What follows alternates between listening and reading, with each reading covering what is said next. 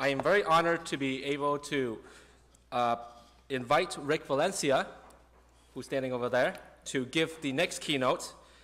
Rick is a vice president of Qualcomm and the founder of Qualcomm Life, which is a wholly owned subsidiary of Qualcomm Incorporated, and he's responsible for many, many innovations, both at Qualcomm and at some of the startups that he's previously worked at on specifically wireless health.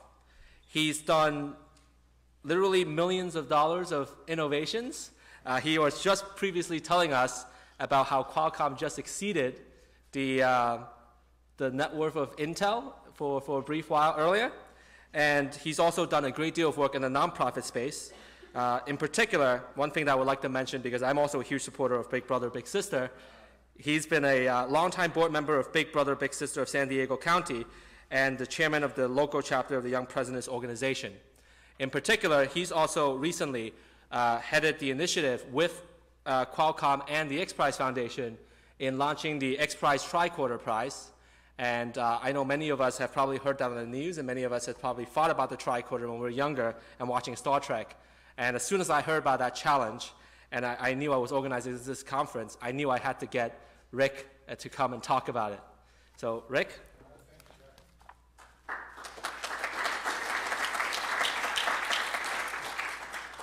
So first of all, how am I doing? Can you hear me, everybody? Okay, good.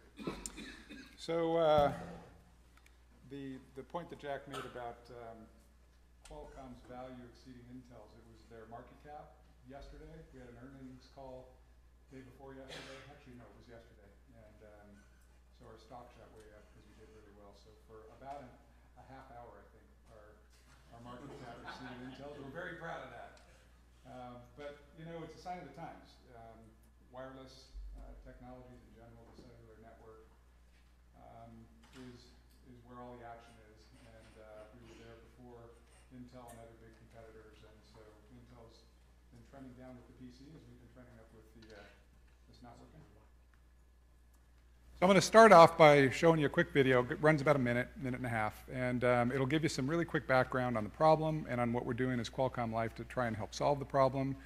I'm going to get into more detail about what we're doing at Qualcomm Life a little bit later, but this will just kind of bring you into a good sense of what I'm going to be presenting here. So if you'll bear with me.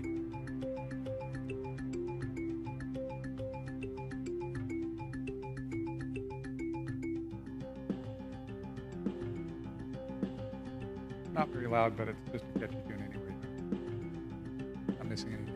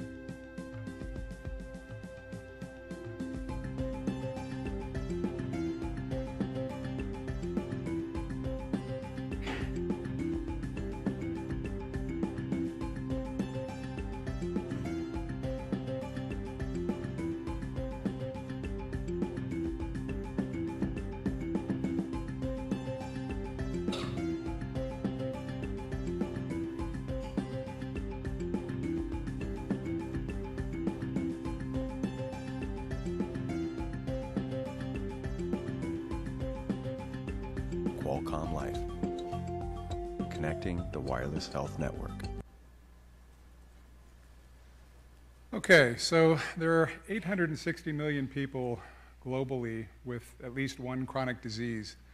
In North America and Europe alone, there's 300 million people. I know you've been in the conference for a better part of the day talking about these issues, so some of this you'll already be well aware of. 60% of those people have 2 or more chronic diseases, and we're getting older. 10,000 people a day are turning 65. 88% of those seniors have a chronic disease as well. At the same time, the number of caregivers is reducing. It's projected that by 2015, we're going to have a shortage of 500,000 nurses and 63,000 physicians to care for a population that's getting sicker. That, of course, all kind of amounts to a system here in the U.S. that's costing $2.7 trillion, or roughly 18% of GDP. And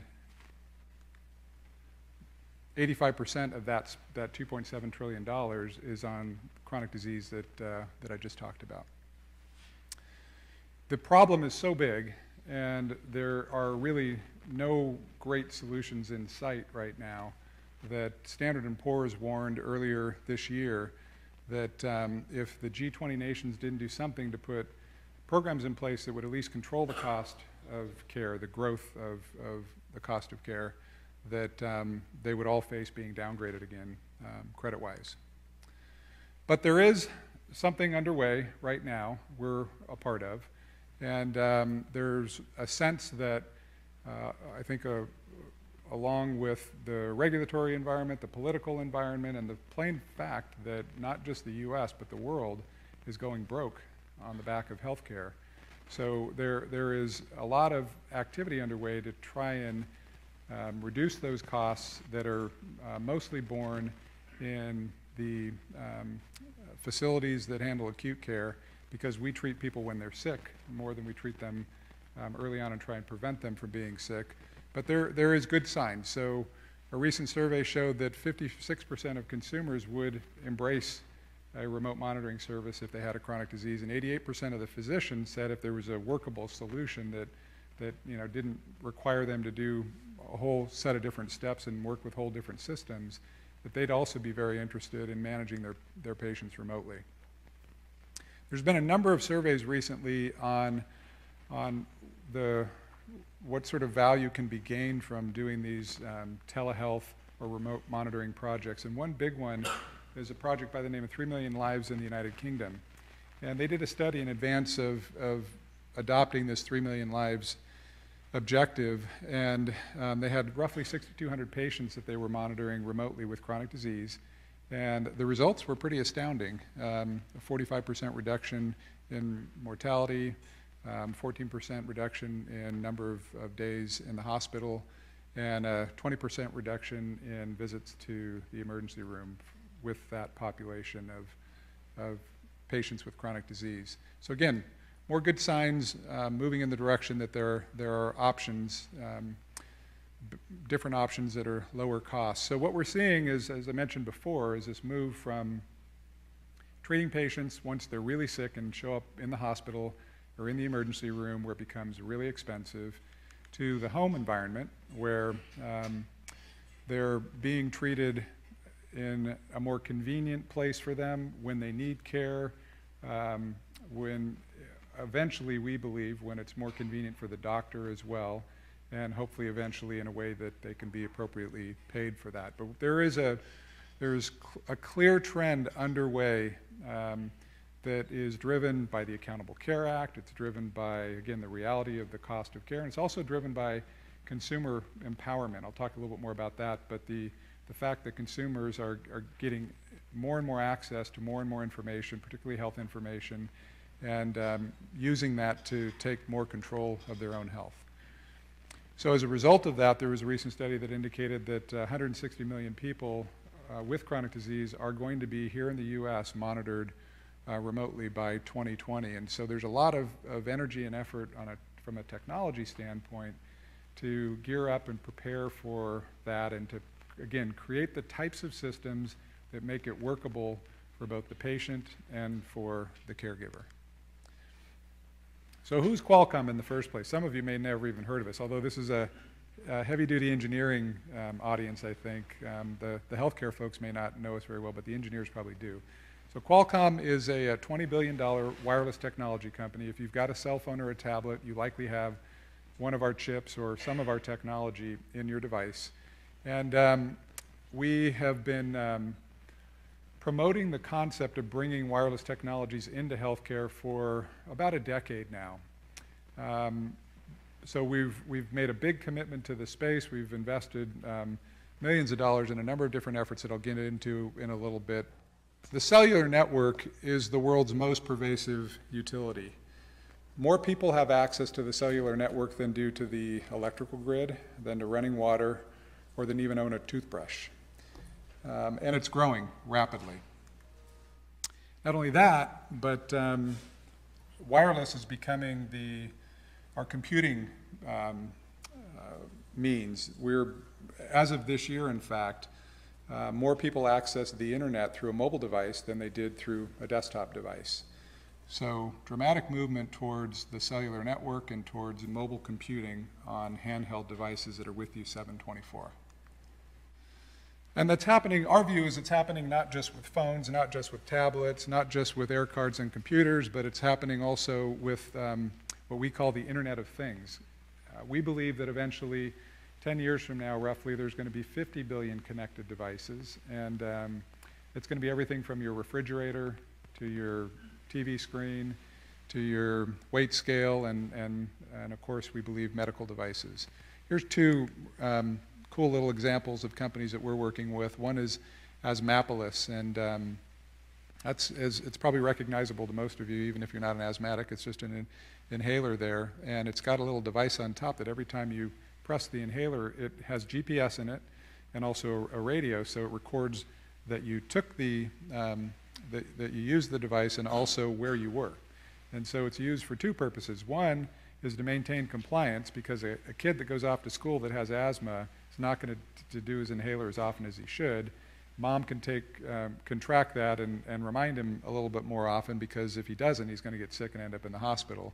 But also, it is being used by a number of municipalities and government agencies to track air quality. So they're giving them out to thousands of people, and they're watching the use and creating heat maps as a result of their use and determining where they've got air quality issues and seeing if they can deal with it. This is a basic glucometer, and what we've got here is a device that's actually being that's a Bluetooth inside, but it's leveraging our 2-net hub, which I'm going to describe in more detail in a few minutes. But this is, I selfishly put this one up there because I got an email the other day from their CEO. They've launched their product, and they've had the product in the market with Bluetooth for a long time. But the reality is, and the reason that we've developed our 2-net platform, is that devices that were sent home with radios like Bluetooth or Wi-Fi and intended to send medical information don't. That just doesn't happen. People don't go home and perform a mini IT project before they begin managing their health. And a lot of people don't have Wi-Fi. They don't understand how to pair to Bluetooth, or they have a phone that works at one day and then they lose it, or they get a new phone and they don't want to do it again. So it just doesn't happen. So they've been out with that product for 3 or 4 years, and they just launched the 2-net enabled product, which again I'll describe in a minute, but basically just makes that problem go away. And I got an email from the CEO saying that a patient of theirs, who's an elderly blind woman who's been using their old solution for the last 3 years, and she had to cable it to get the data off of it to her doctor. And he sent me a message saying she's been using it for over a week now, she loves it, and it's going to make her life much better. That's why we're in business. But it's not, I mean, I mentioned that the technology is there. In fact, the technology's been there for a long time to provide these types of solutions. The issue really isn't technology. The issue is creating solutions that people are willing to use, that work within an office setting for a doctor in a hospital, that are easy for patients to use. And so a big part of what we're focused on with our partners is creating great experiences for consumers, for patients, for doctors. 40,000 apps now out on various app stores, right? It's a ridiculous number, and it's growing very fast still. And most of those apps, people download them and they'll use them once or twice and they don't come back to them. Why? Because again, it seems useful. They try it once or twice. It really didn't change anything for them. They move on and look for something else. So that isn't necessarily the answer. But change can happen. And we've all seen it in our lives. There's examples of it. But every time we're confronted with the issue of, how are we going to get a consumer to change, particularly in healthcare? I think we've got a big challenge ahead of us of believing that consumers are willing to take more control of their own care and that doctors are willing to adopt change. But if you think about where we were 10 or 15 or 20 years ago compared to where we are now and how much change we've all adapted to, it's pretty phenomenal. When you're sitting here in the moment, it's hard to imagine. When you look back, it's pretty impressive. And this is a great little video that shows our capacity for change if we create the right experience. So bear with me again. This is fun.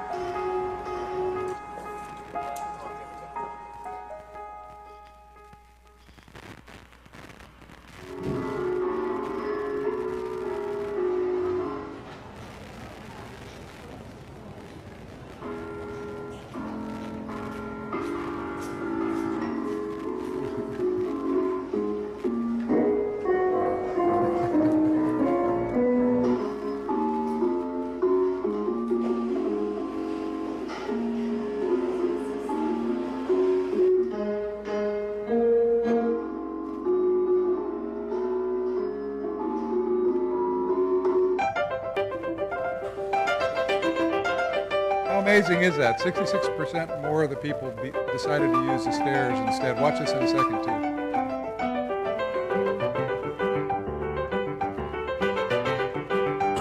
This guy looks like he could barely make it up the stairs. He's going to use them anyway.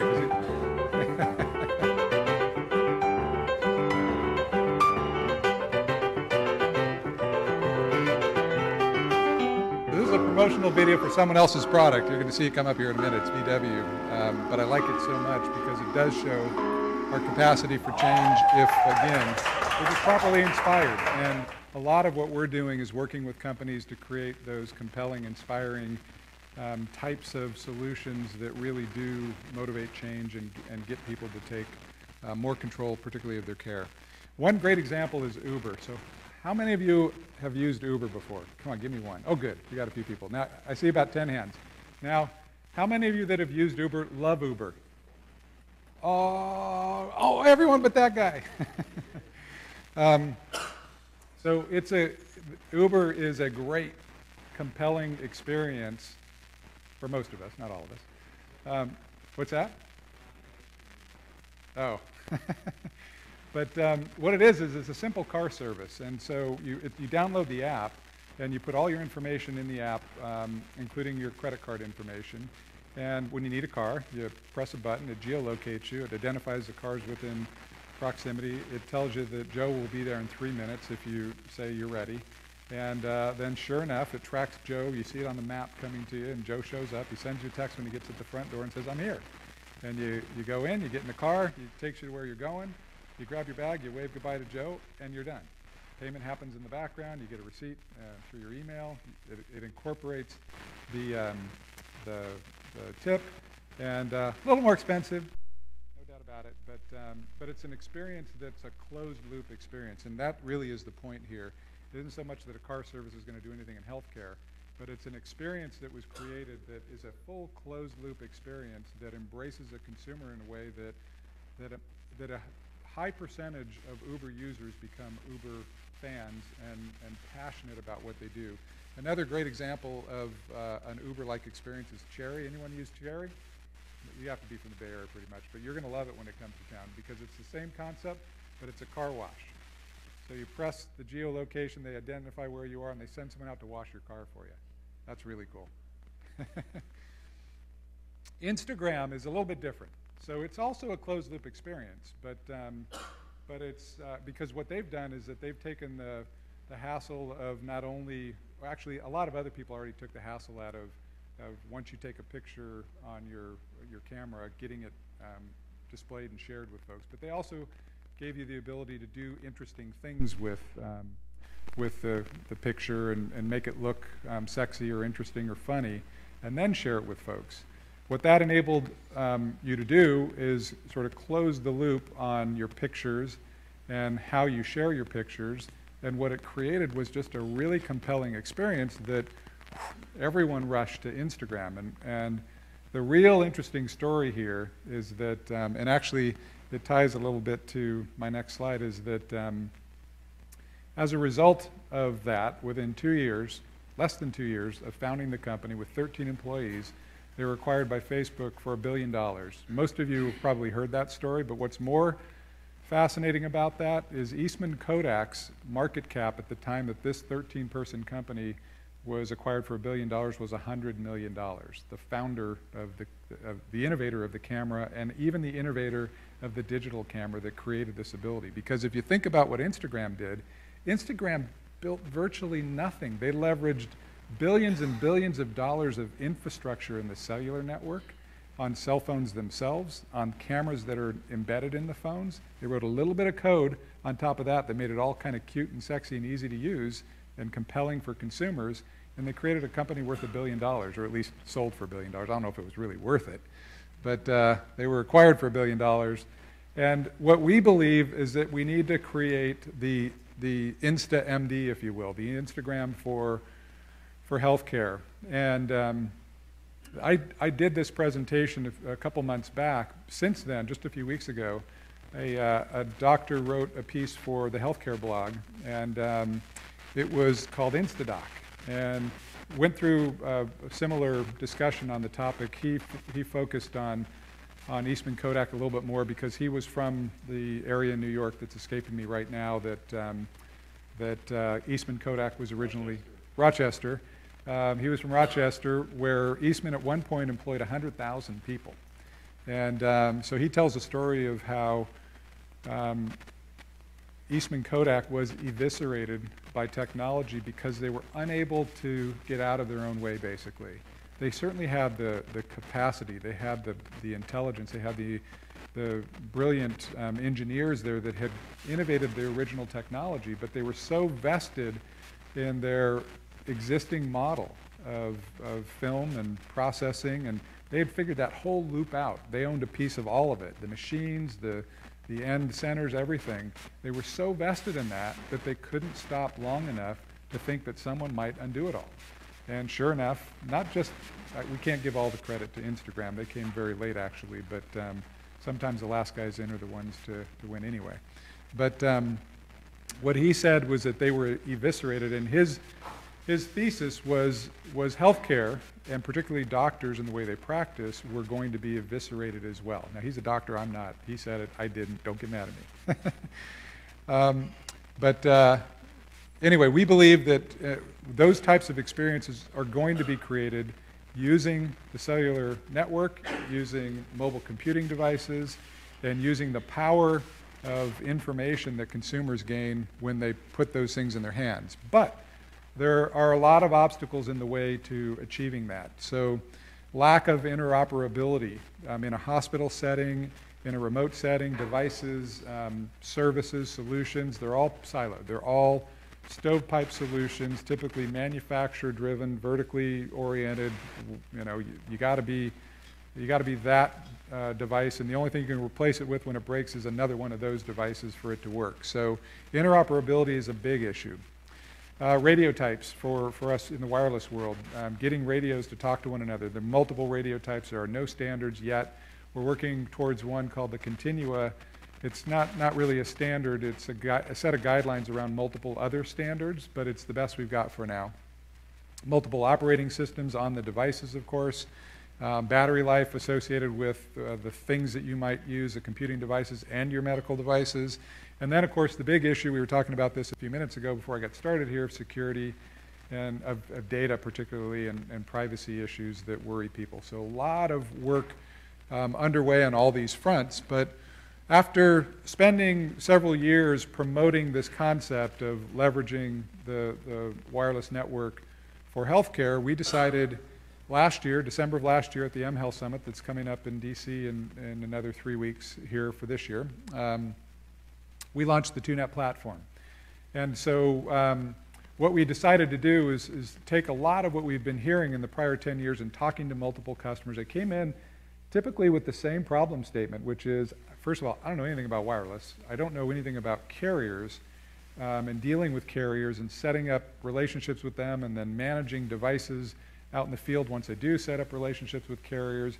I don't understand any of that stuff. Well, Qualcomm is very good at it. One of our other businesses is a truck tracking business. It was actually our first business that we started 27 years ago now, where we actually put devices in trucks and we monitored them for the owners of the fleets of trucks, and we provided them the data on those. And through that, we built this massive infrastructure, this massive network, where today we process 16 million transactions every single day, small data transactions from those trucks and a number of other customers, including when Kindle was initially launched. Everyone remember your first Kindle experience where your book showed up and you said, wow, how did that happen? Because you didn't have a rate plan and it just, it didn't add up initially. Well, we were behind Kindle. It was our network that was providing the book to you.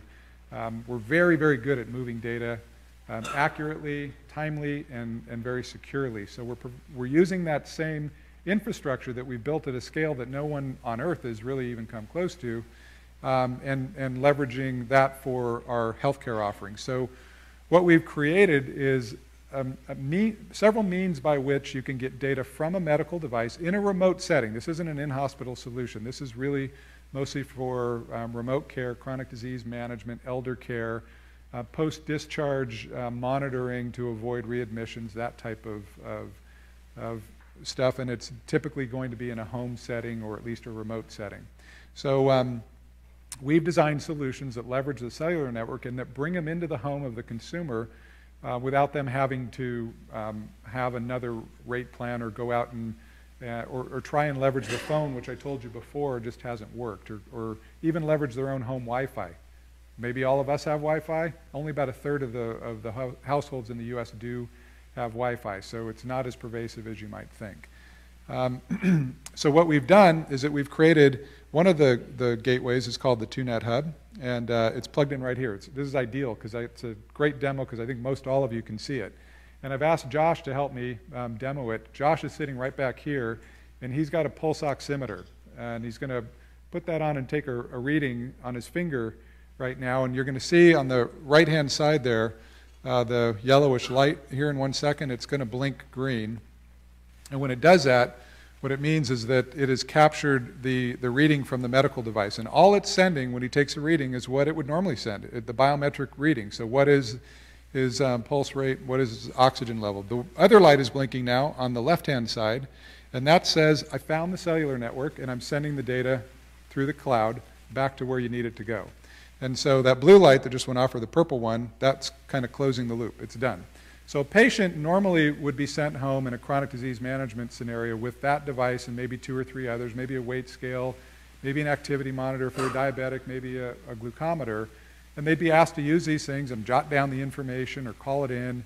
And of course they don't, or they forget, and if there was a radio that was supposed to get paired with something at home, that doesn't happen either. So what ends up happening is it just doesn't become very useful. Now you send them home with the exact same devices, which can be interchanged at any point in time because we're an open platform. We're not vertically aligned with any individual device manufacturer. And those same devices, they take the exact same readings they always have, but they're captured automatically by that hub. Or we have other means, but that's the primary way that we get the data, sent back to the cloud. It then sends the data wherever our customer tells us to put it. So it might go into an EMR. It might go into a proprietary application that is presented to a doctor. It might even go back into an app that shows up on the consumer's cell phone. And then in this case, we set it up just to show you that it worked, that it would actually come to me in an email. So just so that someone can prove that it actually happened, that is the pulse rate and oxygen level of Josh. Is he okay? Does he need to go see a doctor or anything? Is that right? Can you read it? AT&T down 17.5. So anyway, the 2Net platform also includes the back end, which is the part that captures the data and that then makes it available to our customers. Our customers we're a business-to-business model, so our customers are the ones that are providing the end clinical solution. We don't provide any healthcare professionals to give any guidance. We don't build any healthcare solutions. We're just the enabler behind those solutions. So our customer tells us where to send that data, but we also then make that back-end platform available to designers of new systems, of new solutions, of new applications. It's an open platform. Anybody can participate. We have an open API, but what that doesn't mean is that they have access to any individual consumer's proprietary information. We don't really even capture any patient health information. We're just getting that biometric stream, but it enables them to create solutions to a normalized biometric reading like glucose. So it doesn't matter whose device. They don't have to build their own device. They don't have to associate themselves with one manufacturer's device. If you've got a glucometer that's hooked up to the TUNet platform, they can build a solution to that where it's interchangeable at any point in time. So they can think about creating Instagram-like solutions without building any of the hardware, any of the infrastructure, just that little bit of code on top that creates that compelling experience that consumers want.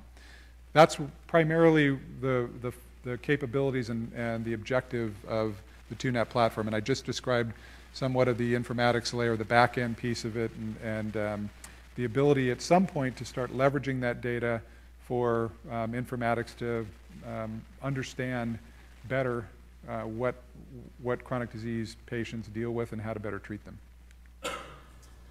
One great example of that, and probably actually it is the first example because we helped them build it, a company by the name of US Preventive Medicine. We helped them build what's called the Macaw app, and the Macaw app leverages TUNet. And what it is it's a prevention plan that you go in, you take some labs, they identify some areas of risk, and then they put you on a plan to try and bring down your risk level or improve your health score. And through the Macaw app, you can capture biometric readings, or you can capture data from back ends of systems that we're integrated with. So for example, we're integrated with systems like Endomondo and Map My Ride. So if you're going out for a ride and it's being tracked by Map My Ride, that'll integrate into the TUNet platform, and it'll show up as, hey, you worked out and you burned a bunch of calories, and therefore your health score, kind of like a FICO score in health terms for the Macaw app, your health score is better because you worked out today. So again, open platform, we can leverage all these feeds of data, whether they're coming directly from our hub or our system or someone else's system, into one open platform to create really cool solutions like this. Again, they built a little bit of code. They're leveraging now a lot of other infrastructure that other people built and put out there, and giving value back to a consumer that's engaging them. So some more broader topics, and this is going to lead me into the X Prize, which I know a lot of you want to hear a little bit more about. So we're very involved in innovation in healthcare. We're doing everything we can to stimulate it. We're humble enough, well, we're a $20 billion very profitable company, worth a little bit more than Intel yesterday, so we're not that humble, but we're humble enough to know we don't know much about healthcare. And we've hired a bunch of people from healthcare. We've got a brilliant health advisory board of 25 thought leaders from around the country and around the world that are helping us, but still we don't know a heck of a lot about it, and we're not pretending to. We're trying to enable it because we think that healthcare can leverage what we really do know a lot about, which is the cellular network. So we're making investments in partnering with companies and entities like the Center for Connected Health with Joe Kvedar, with Eric Topol at Scripps in San Diego, with Leslie Saxon at USC, the Body Computing Center there. We're also supporting a number of incubator outfits that are incubating new businesses in the space. And of course, we also funded the X Prize, which I'm going to tell you a little bit about. But first, just to give a little bit of backdrop on it, you can hear directly from Paul Jacobs and the CEO of the X Prize Foundation, Peter Diamandis, when they talked about it at CES last year. I'll let you listen to another video, or watch another video. Here at CES, there's really no better audience to understand the future of technology and its ability to reach and improve all areas of our lives. Can you hear it? To realize this future, the Qualcomm Foundation is going where no one has gone before by pioneering new health technology. So our goal is nothing less than to revolutionize healthcare around the globe. And to do this, we're partnering with the X Prize Foundation, an organization that conducts mega competitions to incentivize breakthroughs like the ones needed to improve healthcare for all of us. We're extraordinarily proud to be partnering with such an extraordinary company to announce a transformative competition, the Qualcomm Tricorder X Prize. It's $10 million of purse money. It's open to teams anywhere on the planet, and our goal, as Paul said, is to revolutionize healthcare, to provide it literally in the palm of your hand. The winning team has to be able to do the following: allow the individual to diagnose themselves without using a doctor or going to a physician, and it has to be easy and fun to use. We are going to drive an era of healthcare abundance so that anyone on the planet with access to a mobile device will be able to have healthcare in the palm of their hand. Pretty cool. So literally healthcare in the palm of your hands. How many of you are Trekkies? Any Trekkies out there? Yeah. I got a few of these raised hands. Look at my shirt, dude. Oh yeah, there you go. Just for you. So we are going to create the tricorder, and the tricorder was a device that in Star Trek they held over their wounded comrade to diagnose all their ills, and we've put on a challenge, a grand challenge. We've challenged the world to come up with a solution to help us create the tricorder. It's got to be low cost. It's got to be minimally invasive. It's got to work very quickly.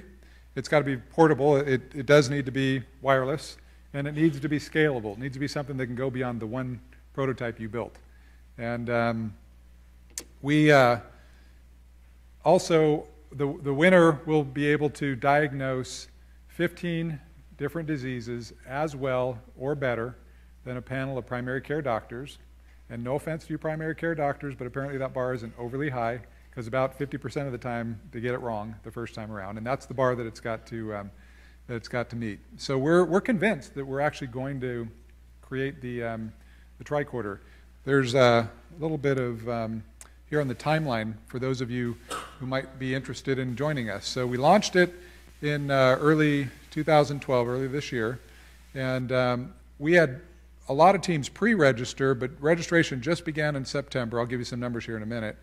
We'll have a qualifying round where we're going to narrow down the teams to about 25 top teams. From there, there'll be another round that narrows it down to the final 10, and then the winners will be chosen from those final 10. Our expectation is that the numbers, which here are the numbers: 228 pre-registered team from 32 countries so far. We expect that those will be narrowed down on their own by starting to partner with one another. We've also got here in conjunction with this, Nokia, shortly after we announced this prize, Nokia teamed up with the X Prize Foundation for the sensor challenge. And so there's a challenge around building multiple sensors where there'll be smaller prizes awarded throughout this prize timeline for those people who develop innovative sensor technology that will work within the Tricorder X Prize. So phenomenal program going on. It's going to just change the world, in my view, when we finally do create this. I think we're going to create something also that will be scalable, that will be able to get out, especially into the developing world, and make a real big difference. So just to kind of round out about our involvement in sort of spurring this space and getting things going, we've been involved in sort of stimulating activity in government affairs and a lot of lobbying efforts. We have created wireless health institutes. The West Wireless Health Institute in San Diego, we co-founded along with Eric Topol a few years ago. I talked a little bit about standards bodies. Our gentleman who works for me is the chairman of Continua, and we're driving that effort pretty heavily. We're involved in many trade organizations and conferences on the topic. You can even get a master's degree in wireless health through Case Western University on the Qualcomm campus right now. So we're really doing what we can to stimulate activity in this space. We also announced, when we announced the business at the end of the year last year, we announced the Qualcomm Life Fund. So the fund is a $100 million fund designated to wireless health early stage venture investment. And these are a handful of companies that we've already invested in. We're about to announce 2 others here within the next month or so. We co-invest typically with institutional investors, but this $100 million is earmarked specifically for wireless health technologies, services, applications, and solutions. I won't go into detail on all of these, but one I'll tell you about because it's just really interesting is Cambridge Temperature Concepts. They have a product called Duo Fertility, and it's a fertility monitoring service for a couple who's having a difficult time conceiving. What's beautiful about this is it's a sensor that the woman wears that she puts on a device that actually indicates the days that they ought to be trying to conceive, so it sounds fun too, but it's accurate. Between that and some information that the woman provides to the system, that they do some back office analysis, it is highly, highly accurate, so much so that in the UK it's not FDA approved. Actually, I'm sorry, it's FDA approved just about a month ago, but it's not released in the US yet. But it's commercial in the UK, and it is so, they had some trials recently, and they proved that it was as effective for people who didn't have a medical reason they couldn't conceive. It was as effective as in vitro fertilization. So the NHS is going to basically ask people that want to have the government fund in vitro fertilization to try this first. It's non-invasive, it's fun, it's more interesting, it's certainly a lot less expensive, and it works. It works as well as IVF. So this is the perfect story for a great solution that makes people's lives better and saves everybody money in the system. And it's so, their model is great also, the business model. This is another big challenge in this space. What's the model? How does it work? They're so convinced it's going to work. And you've got to be compliant also. You've got to wear the device, you've got to fill in information and so forth, and if you're not compliant, they can knock you on the head and remind you. But if you are compliant, they give a money-back guarantee that it's going to work. And they tell the NHS, you don't have to pay anything unless someone conceives. So their business is doing really well. And just a really great example of what the types of solutions we need to create in this space. So I threw this in here at the last minute because I thought it might be a little bit more interesting to this crowd to talk a little bit more specifically about some of the areas of innovation that we're specifically working on. If any of you are interested in this whole chart, it's obviously a big eye chart, and I'm not going to get into all of it, but I'd be happy to, if you've got my contact information, to send this to you so you have all of it. But I zeroed in on two areas. One is diagnostics. Big data and sensors primarily. Lots of work underway. We've already talked a little bit about this, but lots of work underway in both those areas. You see the medical tricorder is up there. Bloodstream sensors. I was at Stanford Medical School speaking there a month or so ago, and in advance, one of the scientists that was working on a bloodstream sensor was showing her project. It's unbelievable, these nanosensors. And she was explaining to these folks, I'm a business guy, by the way. I'm not an engineer, I'm not a doctor, I'm a business guy. I don't get anything that you guys do on a day-to-day basis. And to listen to a scientist talk about how they were teaching this sensor to swim in the blood. Just amazing. But it's those types of technologies that are underway right now. More on the telemedicine side, you've got mHealth and remote virtual presence. Obviously, we're doing a lot in mHealth. The telemetrics or telematics part is where we're very involved. So body-worn sensors, in-body sensors, using a mobile device to, in some cases, charge those things, but certainly to capture the data and send the data. So these are all great areas of innovation that are underway right now that can use the minds of brilliant engineers and healthcare professionals like yourself. So, kind of trying to wrap up here. I mentioned the evisceration of healthcare by the doctor who wrote that piece in the blog. Vinod Khosla is a world-renowned venture capitalist from Silicon Valley, and about 2 or 3 weeks before that piece came out, that blog piece came out, he was at a conference in San Francisco. And he said to the crowd that with technology, we can eliminate 80% of the doctors. And as you can imagine, that got quite a visceral response from doctors that weren't quite happy about that. And I don't know that Vinod Khosla is actually known for thinking really big and frankly being wrong sometimes. But he's been right a few times too, so he's listened to. But I don't know the point was that 80% of you should go look for another job. I think the point was that things are going to dramatically change. Think about 20 years ago, talking to a fighter pilot and telling that fighter pilot, that Top Gun fighter pilot, that 20 years from now, you may not have a job, they may not need you anymore. Think of what they would be thinking about in their mind. There's no way, I aim guns and kill things, and they're not going to turn that over to someone other than a human being. That's a pretty important job.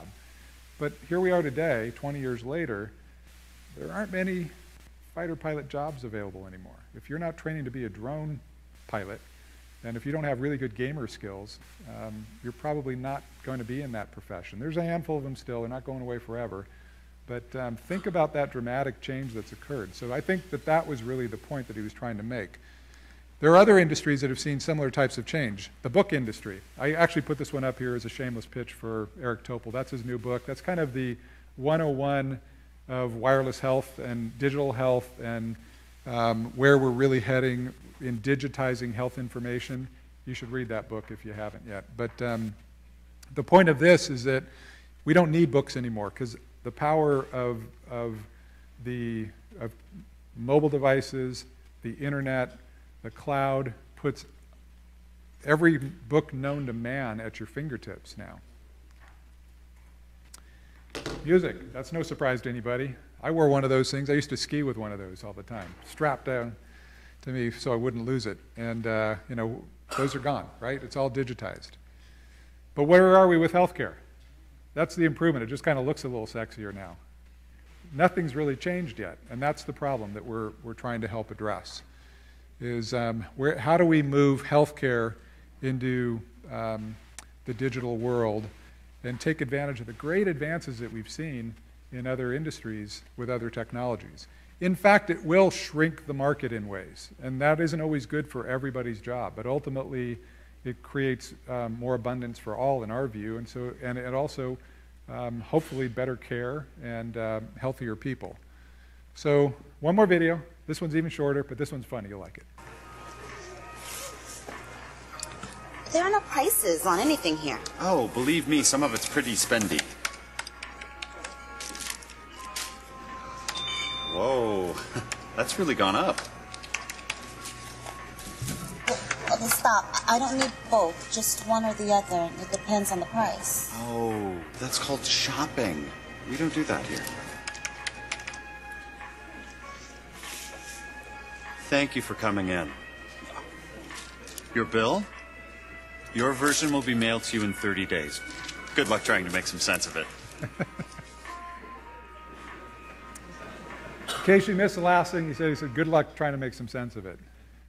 So, I mean, think about that. That is kind of the way we work in healthcare, and it's got to change. And we do think that leveraging the world's biggest platform, the biggest utility on earth, the cellular network, mobile computing, the cloud, and the access to information that we have, and the empowerment of the consumer as a result of that can lead us there faster. But it's going to require, I don't agree with, I don't agree that we're going to have 80% of the doctors looking for other jobs. I think it's going to really require collaboration between the existing system and doctors today and the innovators in Silicon Valley, wherever they are, and also the schools beginning to train students differently about how to care and use the tools that are available. Again, the technology in a lot of cases is there. It's really about embracing change and adopting new solutions. So we see as mentioned before, that all of these industries have sort of converged into the mobile computing platform. We think that healthcare is coming too. And that's it. Thank you very much.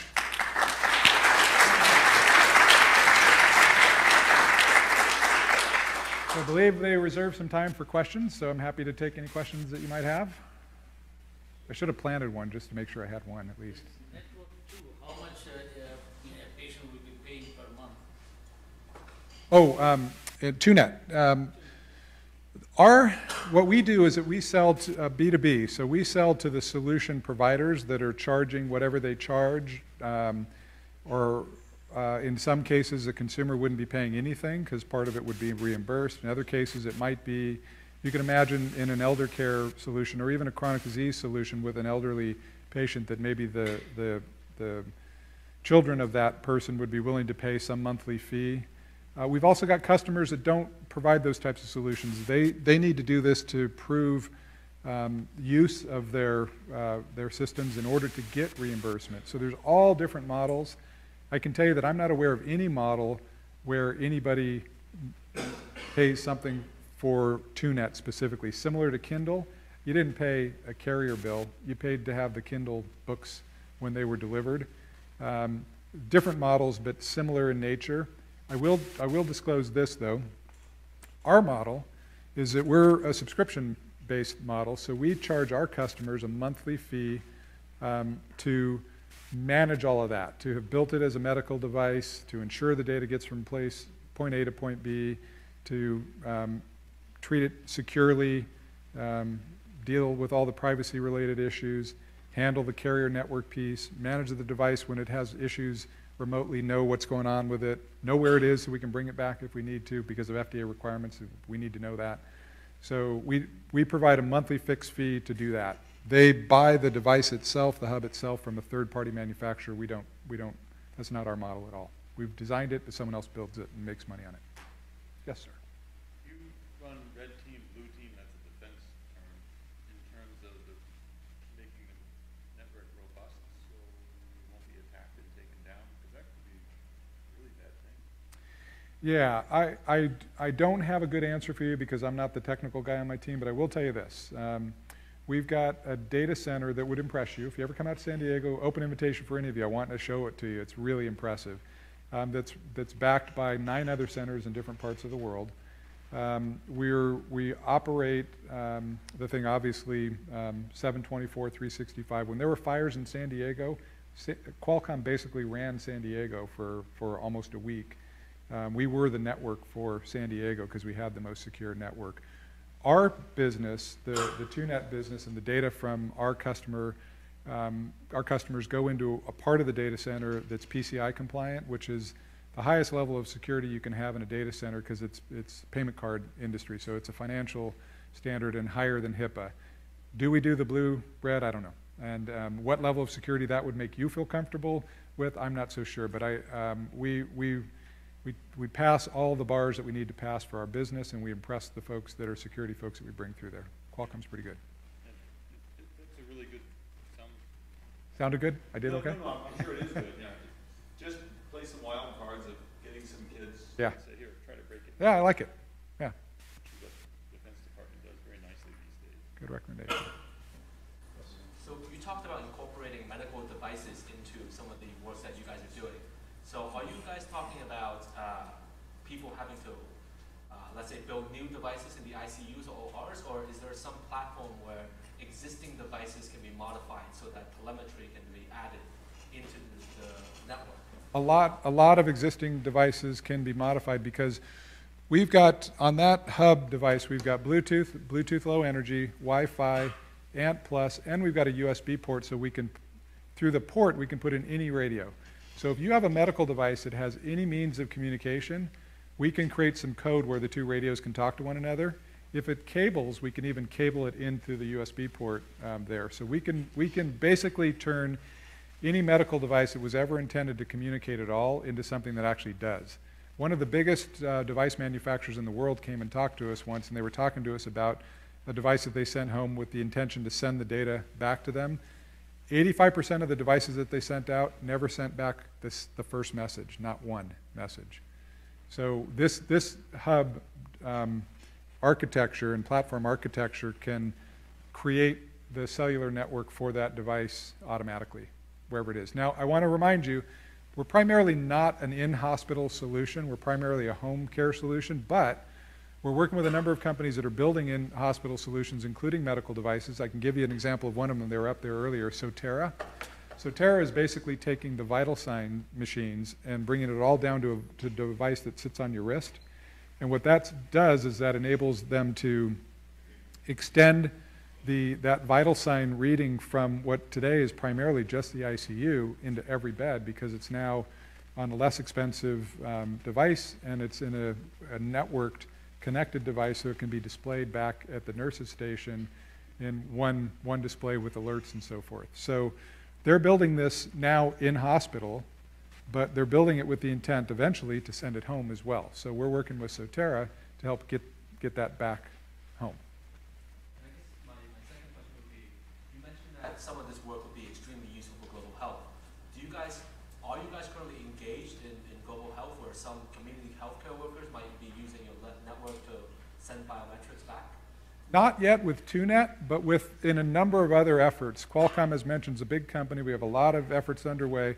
One I'll tell you about, it just became public and it's really fascinating. I'll point you to a website to go look at. If you want to talk about making big impact quickly, this is just a phenomenal deal. So Coca-Cola just announced an initiative working with Dean Kamen of DECA. Dean is the guy that made the Segway. He's the inventor of the Segway. He hates the fact that that's all the people know him for because he's done a lot more that's really fantastic, especially in the healthcare world. But anyway, he's created a device that purifies water. And it purifies water in the same way that the earth purifies water when it's evaporated and comes back down as rain. And so you can basically put any type of water. It doesn't matter if it's sewage, it doesn't matter if it's nuclear, any liquid you can put into this thing, and it creates lots and lots of pure water. And they've teamed up with Coca-Cola. They've created out of a container, they've created this thing that's going to have power, it's going to have, of course, the water. It's going to have a display, a monitor, and it's going to have a hotspot, a cellular hotspot. It's also going to act as a healthcare hub. So they're going to take these containers and they're going to drop them off in parts of the world that don't have access to clean water, don't have access to care, don't have easy access to power. He's also created what's called the Stirling engine. Some of you might know of the Stirling engine. That's why you got to go see this, because you'll learn a little bit more about that as well. Fascinating stuff that creates this energy for these things. And they're going to hand them to women entrepreneurs in undeveloped markets and teach them how to be entrepreneurs and make these sustainable. But we're supporting that effort. It's a Coca-Cola effort led by their chairman, Muhtar Kent. And we're going to be providing the healthcare hotspot, if you will, the hub in these devices. Go search Charlie Rose and Coca-Cola.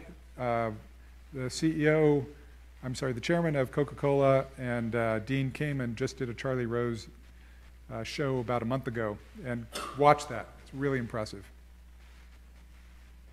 So say I already have ideas on wireless healthcare and kind of already started to build up the device and the company, how to collaborate with Qualcomm and how to start get funding from the Qualcomm Life funding. So we're always open to any innovator in the wireless health space calling us and setting time. I've got a team of people who do nothing but field calls from early stage companies that we know we really can't partner with. They're not commercial ready. They're just looking for some guidance. They're looking for some direction. We're willing to take a call. We're willing to give you whatever guidance we can. We'll even point you to people within Qualcomm. Maybe you've got an issue with you're putting in cellular technology into a device and you have antenna issues. We've got the world's best experts on cellular antennas right there on campus in San Diego. We'd be happy to put you in touch with them. If it gets beyond a phone call or two, we work with a number of incubators that we'd be happy to point you in the direction of to see if we can't get you, if you've got something going that might be interested to these incubators, that they might be able to help you out as well. And at any given time, we've got a number of initiatives underway. For example, on the TUNET platform, we have it was just awarded, but we're going to have another one fairly soon. We had an app development challenge. So we opened up the API on the back end to all these data streams that we've been collecting, and we had an app challenge. So we have all sorts of things like that going on that help bring you into the Qualcomm family.